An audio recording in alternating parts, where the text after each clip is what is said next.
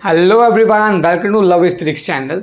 तो आज के इस वीडियो सीरीज के अंदर मैं क्वेश्चन लेके आया हूँ 1.19। तो 1.19 क्वेश्चन क्या बोलते हैं, बिल्कुल इजी क्वेश्चन है। देखते हैं क्वेश्चन क्या बोल रहा है। A point transversed half a circle of radius, एक पॉइंट कैसे पाथ चल रहा है, सर्कुलर पाथ चल रहा है। उसने क्या किया, आधा पाथ कंप्लीट किया, मतलब आधा सर्कल चला, सेमी सर्कल चला, जिसका रेडियस कितना है बेटा 160 सेंटीमीटर, और कितना टाइम लगा उसको, 10 सेकंड लगे, है ना। तो हमें कुछ क्वांटिटीज निकालने के लिए बोल रहा है। तो देखते हैं क्या क्या क्वांटिटीज, हर ऑप्शन के साथ चेक कर लेंगे, है ना। लेट्स सपोज ये क्या कर रहा है भाई, ऐसे आधा सर्कल ऐसे चल रहा है, सही है, ओके। तो भाई यहाँ से मानना चलना शुरू किया और यहाँ पर खत्म हो गया। मान लो ये पॉइंट P है, मान लो ये पॉइंट Q है, ऐसे चलना शुरू किया, ऐसे चला, ऐसे चला, ऐसे चला, सही है बेटा। अब क्या बोल रहा है, हमें क्या बताना था, मीन वेलोसिटी बताना है। तो मीन वेलोसिटी बताना है, इसके अंदर आपने निकाला होगा, आपने कॉन्सेप्ट भी सही यूज किया होगा, पर आंसर मैच नहीं हो रहा होगा। रीजन क्या है बेटा, इसके अंदर इरोडो क्या होता है बेटा, मीन वेलोसिटी वेक्टर लिखा होता ना, तो इसका मतलब वो एक्चुअल में मीन वेलोसिटी पूछ रहा है ना। पर यहां पर इसने मीन वेलोसिटी लिखा है, इसका मतलब वो पूछ रहा है मीन स्पीड पूछ रहा है ना। हालांकि ये चीज गलत है इरोडो के अंदर, क्योंकि मीन वेलोसिटी अगर पूछा तो वो एक्चुअल में मीन वेलोसिटी का मतलब क्या होता है, एवरेज वेलोसिटी। एवरेज वेलोसिटी क्या होती है बेटा, total displacement upon total time. पर इसने आंसर कौन से निकाला है, total distance upon total time, जो किसका फॉर्मूला है, मीन स्पीड का। तो एक्चुअल में क्या होता है बेटा, यूरोडो अगर कोई वेक्टर क्वांटिटी हो सके उसको बोल्ड अक्षरों में यूज करता है, या फिर उसके सामने वेक्टर लगाता है, वेलोसिटी वेक्टर लिखता है। अब इसने वेलोसिटी वेक्टर नहीं लिखा और ये चीज बोल्ड भी नहीं लिखी, इसका मतलब वो मीन वेलोसिटी का मतलब वो मीन स्पीड पूछ रहा है। तो मैं मीन वेलोसिटी मीन स्पीड निकाल के दिखाता हूं आपको। वेलोसिटी लिखना हो तो टोटल डिस्प्लेसमेंट लिख लेना, सिंपल। तो ए पार्ट क्या है बेटा, आपके पास मीन स्पीड, यही पूछ रहा है आपसे ना। तो वो क्या होता है बेटा, टोटल डिस्टेंस अपॉन टोटल समय, मतलब टोटल टाइम, है ना। तो टोटल टाइम कितना है, टोटल डिस्टेंस कितना है, यहां से चला यहां तक गया। अरे बच्चे को भी पता है पूरे सर्कल का सर्कमफ्रेंस कितना होता है, 2πr। तो आधे का कितना होगा, πr। तो pi into r by tau, क्योंकि टोटल टाइम कितना है, टाउ यानी कि t। तो कितना है, पाई इंटू 160 बाई 10। तो ये कितना आ गया, जो भी आंसर आएगा वो निकाल लो। पाई इंटू 160 बाई मतलब pi into 16 centimetre per second, this will be your answer, है ना। अब बी पार्ट देखते हैं। बी पार्ट क्या बोल रहा है, बी पार्ट बोल रहा है कि the modulus of mean velocity vector. अब आगे अपनी औकात पे, मीन वेलोसिटी वेक्टर, इसका मतलब एक्चुअल में वेलोसिटी की ही बात कर रहे हैं, मीन वेलोसिटी के मॉडुलस का। तो मीन वेलोसिटी क्या होता है बेटा, मीन वेलोसिटी वेक्टर कितना होगा, वेक्टर कितना होगा, टोटल डिस्प्लेसमेंट अपॉन टोटल समय। तो वो कितना होगा, अब टोटल डिस्प्लेसमेंट बच्चे को पता है भाई, यहां से लेके यहां तक गया तो डिस्प्लेसमेंट कैसे निकलता है, इनिशियल पॉइंट को फाइनल पॉइंट से जोड़ दो तो वो डिस्प्लेसमेंट मिल गया। तो रेडियस ये कितना है, 2r के बराबर। तो ये कितना आ गया, 2r बाई टी।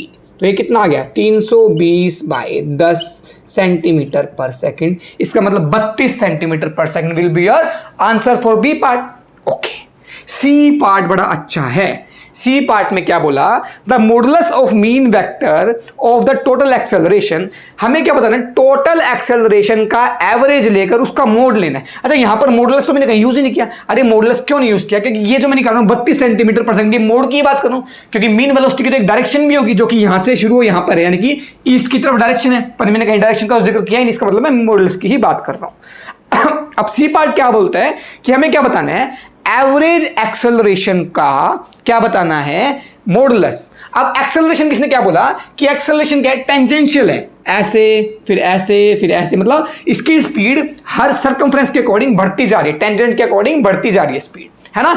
अब सोचो बेटा, हमें तो नहीं पता, मान लो हमें यहां पर वेलोसिटी थी जीरो वेलोसिटी थी, पर यहां पर तो कोई वेलोसिटी आ गई होगी vf, हमें ये vf नहीं पता। अब एवरेज एक्सेलरेशन कितना होता है, अगर मैं बात करूं इसकी, तो ये कितना होगा, ये एवरेज एक्सेलरेशन कितना होगा, ये होगा delta V vector upon delta T, और इन दोनों का मॉडुलस लेना है, तो इसका मॉडुलस लेना है। इसका मतलब हमें निकालना है V final minus V initial upon tau. सही है जी, बहुत बढ़िया। अब देखो बेटा, हमें वी इनिशियल तो 0 पता है, क्योंकि हमें दे तो नहीं रखा, तो हमें अज्यूम करना पड़ेगा कि स्टार्टिंग 0 इनिशियल रेस्ट से शुरू किया होगा, पर फाइनल वेलोसिटी तो नहीं पता भाई, अब कैसे निकालूं। अब सोचो, हर मूवमेंट पर वेलोसिटी बढ़ रही है, तो मैंने सोचा मान लो कोई भी दो टुकड़ा है, यहां पर v आ गया वेलोसिटी, तो v यहां पे v प्लस dv है, तो कितनी बढ़ी वेलोसिटी, dv बढ़ी। तो मैं क्या लिख सकता हूं बेटा, V D V by D S is equal to कितना, एक्सेलरेशन। अब ये कौन सी एक्सेलरेशन की बात कर रहा हूं, इस टेंजेंशियल एक्सेलरेशन की बात कर रहा हूं, है ना। अच्छा भाई, बहुत ही बढ़िया। अच्छा, तो इसका मतलब मैं लिख सकता हूं बेटा, implies V D V is equal to A D S, दोनों तरफ इंटीग्रेट कर दो। अब क्या लिखोगे, जब वेलोसिटी जीरो थी, मतलब एस जब जीरो था यहां पर था तो वेलोसिटी जीरो थी, तो जीरो। अब एस को क्या लिखूं, ये लिखूं या ये लिखूं।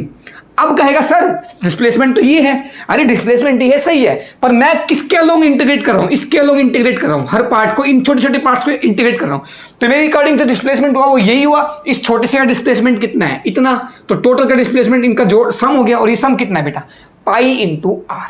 तो ये कितना आ गया बेटा आपके पास, पाई आर तक इंटीग्रेट करना पड़ेगा। तो मेरे पास कितना है बेटा, ये वी फाइनल पर, है ना, जब यहां पर पहुंचा होगा तो एस कितना हो गया होगा, इतना, पाई आर।